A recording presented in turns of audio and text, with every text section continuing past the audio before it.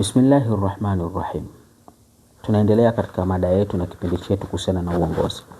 Ikiwa uongozi wa Waislamu katika maeneo fulani umechaguliwa na mtu asiyekuwa Muislamu, au taifa fulani, mfano taifa la Tanzania, limewachagua kikundi au taasisi fulani, taasisi hiyo ndiyo inaotambulika kiserikali kama ndiyo taasisi inayopaswa kuwasemea viongozi.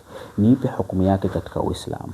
Uislamu haujakataza wala hauzingatii yule mtu ambaye atakuwa amechaguliwa na wasiokuwa Waislamu kama kiongozi wa Waislamu, isipokuwa Uislamu umeweka utaratibu na kanuni ambazo zinazotakiwa kufanywa.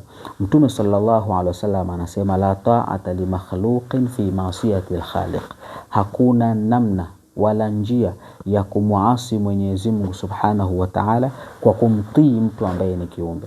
Huyu kiongozi anachotakiwa kuzingatia katika yale anayotuelekeza, katika maamuzi anayoyafanya, katika kila anachokifanya, ni kwamba hapasi kutuamrisha katika kile ambacho ni kule kukitekeleza kwake tunaenda kumuasi Mwenyezi Mungu Subhanahu wa Ta'ala. Anapaswa kutuamrisha katika yale ambayo yanaenda sambamba na misingi ya sheria yetu katika Uislamu.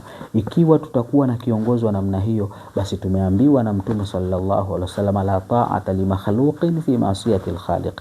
Tusimtii kiumbe yoyote ambaye muongozo wake, utaratibu wake ni kumuasi Mwenyezi Mungu Subhanahu wa Ta'ala. Assalamu alaikum wa rahmatullahi wa barakatuh.